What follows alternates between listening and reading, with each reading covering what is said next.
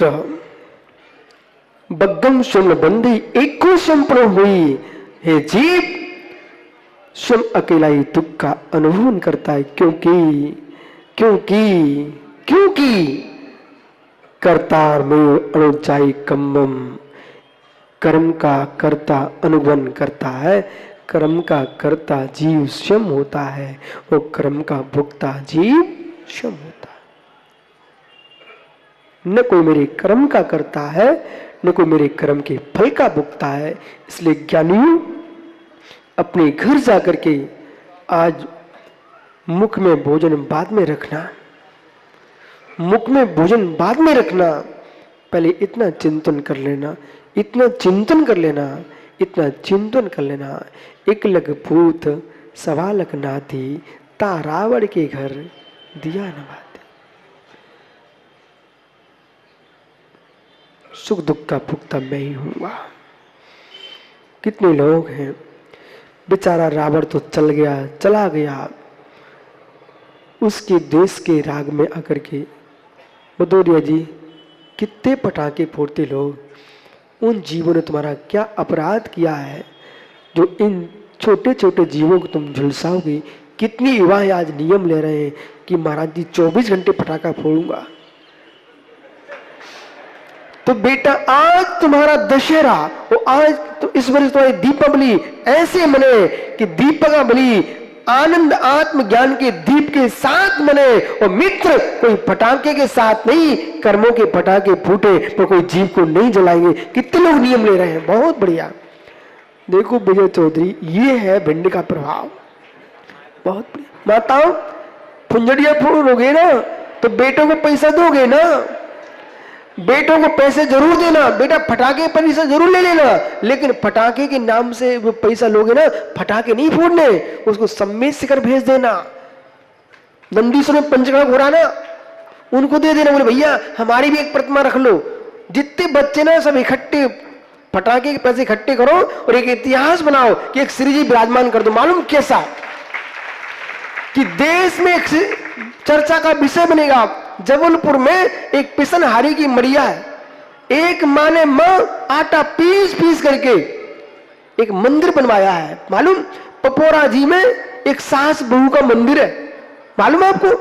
ऐसे ही मालूम भिंड में एक ऐसा जिनबिंब जिनालय बनाया हो रहा है कि लोग को इतिहास में मालूम चले कि यहाँ के युवाओं ने पटाखे फोड़ने का त्याग करके जो द्रव्य था उसका जिन मंदिर बनाया है, जिन देव की प्रतिमा स्थापित की है। यह सुना कि नहीं सुना? इसलिए वैसे 500 रुपए देती हूं पिताजी, तुम हैरान ले लेना, लेकिन पटाखे नहीं फोड़ना। एक प्रतिमा स्थापित, जितनी युवा सबको इकट्ठा करना और उन युवाओं के नाम की प्रतिमा रखना। किस बात की? और रविसेन भैया से कह देना कि बिल्लू भैया से कह दो हम युवाओं की एक प्रतिमा जरूर कहीं ना कहीं विराजमान कर दो, इतिहास के लिए कि इस धरातल पर ऐसे बच्चे भी हुए हैं जिन्होंने अहिंसा का नाद किया है, पटाखे नहीं फोड़े, जिनेंद्र का अभिषेक किया है। जाओ, कल फिर आओगे सही में। पर्यायित पुनः चर्चा करूंगा, अगले गाथा सूत्र की चर्चा करेंगे। आज अपने घर जाना और भोजन करने के पहले चिंतन जरूर कर लेना। एक लगपूत तारावड़ के घर, लंकेश का विजय, लंकेश का हनन मत करो, लंकेश का दहन मत करो, संक्लिष्टता का दहन करो। आज तुम्हारे लिए विजय सूत्र है, लंकेश का हनन मत करो, संक्लिष्टता का हनन करो। आत्मा स्वभावम परिभाव भिन्नम, आत्मा स्वभावम परिभाव, आत्मा का स्वभाव प्रभाव अत्यंत भिन्न। महावीर स्वामी की 47 नयों में अशुद्ध नई की व्याख्या कर रहे हैं। यहाँ पर आत्मा में अशुद्ध शक्ति भी है।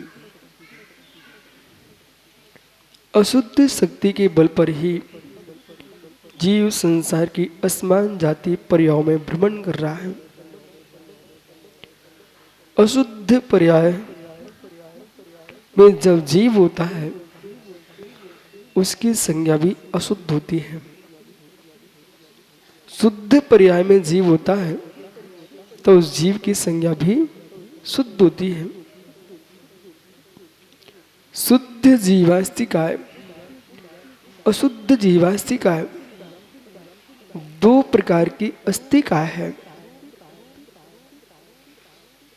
शुद्ध जीवास्तिकाय की वंदना है, अशुद्ध जीवास्तिकाय बंधक है। शुद्ध जीवास्तिकाय वंदनीय है। प्रश्न हो सकता है, यदि शुद्ध जीवास्तिकाय ही वंदनीय है तो फिर अरहंत आचार्य उपाध्याय साधु ये क्या शुद्ध जीवास्तिकाय है? नहीं, ये शुद्ध जीवास्तिकाय नहीं है। तो फिर इनकी वंदना क्यों? ऐसा प्रश्न खड़ा करो। शुद्ध जीवास्तिकाय की वंदना है अरहंत सिद्धा अरिहंत आचार उपाध्याय साधु, ये शुद्ध जीवास्तिकाय नहीं है। इस हिसाब से ऐसे लोग भी जगत में मिल जाएंगे जो महामंत्र नमोकार के पदों को भी छोड़ने को तैयार हो रहे हैं। बोले हम तो शुद्ध जीवास्तिकाय की वंदना करेंगे, सिद्धों की वंदना करेंगे, संसारी जीवों की क्यों वंदना करें? अशुद्ध नए को भी आज समझना पड़ेगा। कल आपने निश्चय नए को समझा, यहां सामान्य कथन कर रहे हैं अशुद्ध नए, अशुद्ध नए। जो आचार्य उपाध्याय साधु और अरिहंत ये भी अशुद्ध जीवास्तिकाय है। चक्रेश भाई, ये अशुद्ध जीवास्तिकाय है। फिर इनकी वंदना करना चाहिए कि नहीं करना चाहिए?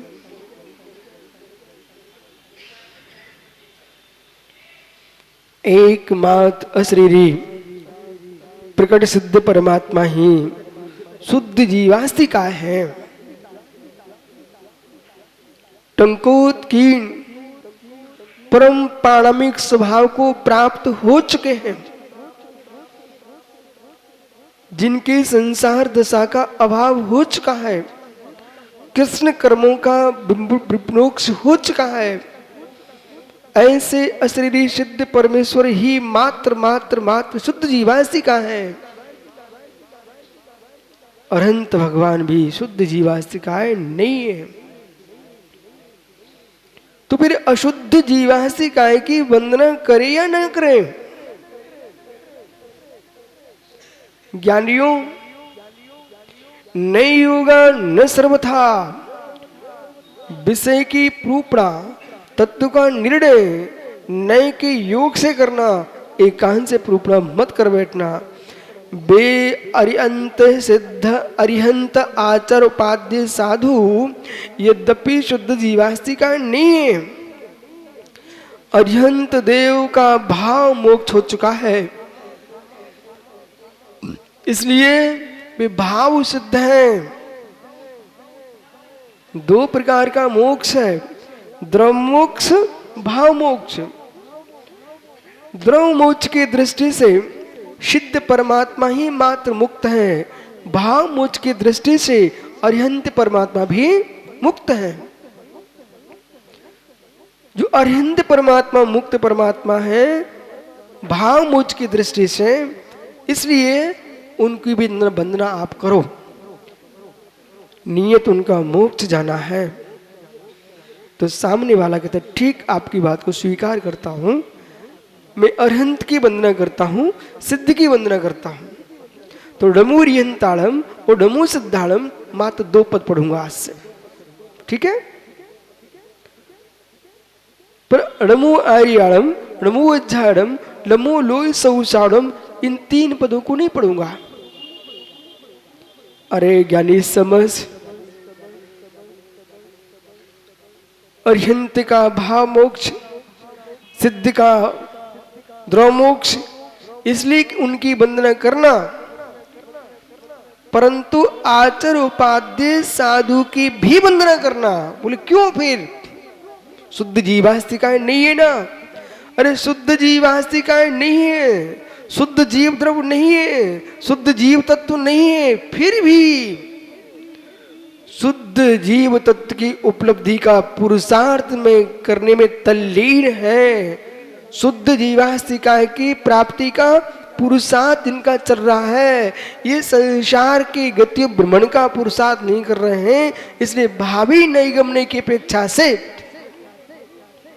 इसलिए भावी नैगम्य की अपेक्षा से ये आचार उपाध्याय साधु भी अरिहंत सिद्ध हैं। कुछ कहना? भावी नैगम्य की अपेक्षा से अरिहंत सिद्ध वो आचार उपाध्याय साधु भी सिद्ध हैं, अरिहंत सिद्ध है। ये भावी नैगम्य की दृष्टि से, वर्तमान नैगम्य की दृष्टि से, यानी संकल्प मात्र को ग्रहण करता है वर्तमान नैगम्य। क्या कर रहे हैं वे आचार उपाध्याय साधु? जैसे कि एक माँ चावल सोचती है, उससे पूछा रविंद्र भैया ने, माँ क्या कर रही हो? तो माँ कहती है मैं भात बना रही हूं। बराबर, लेकिन अभी भात नहीं बना रही है, फिर भी आस्था आपको भात पर है कि नहीं? ऐसी आचार उपाध्याय साधु अभी अरिहंत सिद्ध नहीं है, लेकिन वर्तमान नैगम्य की अपेक्षा से भी संकल्प मात्र को ग्रहण कर लिया है। इसलिए वे भी अरिहंत सिद्ध होने के पुरुषार्थ में तल्लीन है, इसलिए वे भी वंदनीय है। कौन? आचार उपाध्याय साधु। बहुत बढ़िया, अच्छा प्रश्न है। हे मित्र, सम्यक दृष्टि जीव का ज्ञान और चारित्र भजनीय है, इसलिए उपचार से मोक्ष मार्गी है, परमार्थ से मोक्ष मार्गी आचार उपाध्याय साधु हैं। ये प्रश्न खड़ा किया है तत्व राजवार्तिक में, जो आप प्रश्न कर रहे हो कि पूर्व पूर्व के उत्तर के, बहुत अच्छे समझना, पूर्व में उत्तर भजनीय है, उत्तर में पूर्व होता है। कठिन हो रहा है क्या? समझ में आ रहा है क्या? समझ में आ रहा है क्या? पूर्व में उत्तर भजनीय है, उत्तर में पूर्व होता है। जैसे कि जिस जीव को सम्यक चारित्र है, उसके पास नियम से सम्यक दर्शन ज्ञान होगा, पर जिसके पास सम्यक दर्शन है उसके पास ज्ञान और चारित्र भजनीय है। यद्यपि आप कहेंगे सम्यक दर्शन सम्यक ज्ञान तो एक साथ होता है, पर यहां पर जिस ज्ञान की दृष्टि है, छायिक सम्यक दर्शन होने पर भी छायिक ज्ञान हो जाए कोई नियम नहीं है। चक्रेश भाई समझ गया नहीं? छायिक सम्यक के होने पर भी छायिक ज्ञान हो जाए कोई नियम नहीं है, पर जिसके पास छायिक ज्ञान है उसके पास नियम से छायिक सम्यक होगा। जिसके पास छायिक ज्ञान है, छायिक सम्यक्त है, उसके पास परम यथाख्यात 18,000 शील की पूर्णता वाला चारित्र हो, ये नियम नहीं है। पर जिसके पास 18,000 शील की पूर्णता का चारित्र है, उस जीव के पास नियम से ज्ञान दर्शन होता ही है। मालूम कहां की बात की? अभी शीलेशिम संपत्तो रुद्रशेष आसवो जीवो कमरे विपमुक्को गे जोगी केवली होदी। गोमट सार जीव कांड जी में आचार्य भगवंत नेमी चंद सिद्धांत चक्रवर्ती देव, प्रवीण भैया अभाग्य आपका यह है। ये आचार्य नेमिचंद सिद्धांत देव चक्रवर्ती, ये वही चक्रवर्ती हैं जिन्होंने गोमटेश बाहुली स्वामी के श्री कर्ण कमलों में सूर्य मंत्र दिया था। बे नेमिचंद स्वामी है ये। वो गोमट सा जीव कांड ग्रंथ में लिख रहे हैं, शैलेशम संपत्तो, जिनके पास सील की संपत्ति है, मतलब 18,000 सील की पूर्णता हो चुकी है। रुद्र ऋषेश आश्रमो जीवो, जहां पर संपूर्ण आश्रमों का निरोध हो चुका है, वे केवली अयोग केवली भगवान होते हैं, उनके का योग भी नहीं होता है, वे ही पूर्ण चारित्र के धनी होते हैं। 13वें गुणस्थान में भी चारित्र की पूर्णता नहीं है। ओहो, ज्ञान की पूर्णता से मोक्ष नहीं मिलता मुमुक्षुओं, ज्ञान की पूर्णता से मोक्ष नहीं मिलता मुमुक्षुओं। बड़े ध्यान से सुनना, माताओं विवेक के साथ समझना, ज्ञान की पूर्णता से मोक्ष नहीं मिलता, चारित्र की पूर्णता से मोक्ष मिलता है। इसलिए जो आपने प्रश्न किया संजय भैया, आपको समाधान समझ लेना चाहिए। चतुर्थ गुणस्थान में सम्यक दर्शन होने पर भी तद्गुणस्थान जन्य सम्यक ज्ञान है, तद्गुणस्थान जन्य सम्यक्ताचरण है, लेकिन जिसकी यह व्याख्या है वो ज्ञान चारित्रवान नहीं है। इसलिए संयम मार्ग की दृष्टि से देश संयम भी संयम है, असंयम भी संयम है। असंयम ना बंदे, असंयत की वंदना नहीं होती। देशवृत्ति सम्माननीय है, महावृत्ति पूजनीय है। इसलिए चतुर्थ गुणस्थान वृत्ति जीव के पास जो सम्यक्त है वो सम्मान का पात्र है, लेकिन पूज्यता का पात्र नहीं है। जो परमेश्वरी के रूप में पूज्य है वो यानी महावृत्ति ही पूज्य है। अब भूत भूषण वर्तमान की 24 की पूजा आप जब कर रहे हो, ओहो, आप ये सब विद्वान पूछ रहा, मुझे तो घोर आश्चर्य। हे मित्र, नरक में पड़े श्रेणी की पूजा मैं कभी नहीं करता। नरक में पड़े श्रेणी की भावी जो तीर्थंकर पर्याय है, उस पर्याय की पूजा है, न कि नारकी की पूजा है। भूत भावी तीर्थंकर जो हम पूजा कर रहे हैं उसमें न लगाइए। यद्यपि वर्तमान में कोई भी तीर्थंकर अरिहंत नहीं है, वर्तमान में कोई भी तीर्थंकर अरिहंत नहीं है, पंडित जी साहब सब सिद्ध हो चुके हैं।